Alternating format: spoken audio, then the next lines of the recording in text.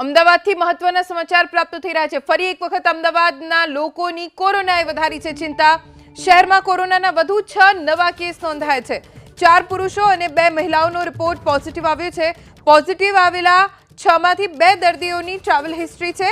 એક દર્દીએ સિંગાપોર તો એક દર્દીએ પૂનાની મુલાકાત લીધી હતી।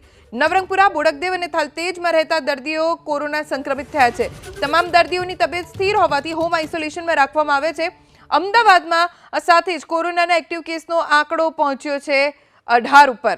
શહેરમાં ફરી એક વખત કોરોના સંક્રમણ ધીમે ધીમે વધી રહ્યું છે। વધુ 6 નવા કેસ અમદાવાદમાં નોંધાયા છે, જેમાં 4 પુરુષો અને 2 મહિલાઓનો સમાવેશ થાય છે।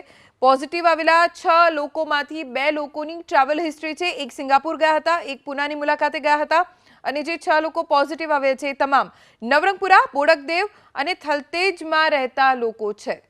હાલ તો તમામની તબિયત સ્થિર છે અને એટલે જ તમામને હોમ આઇસોલેશનમાં રાખવામાં આવ્યા છે। પણ આ સાથે જ એક્ટિવ કેસનો આંકડો વધ્યો છે અને 18 સુધી પહોંચ્યો છે।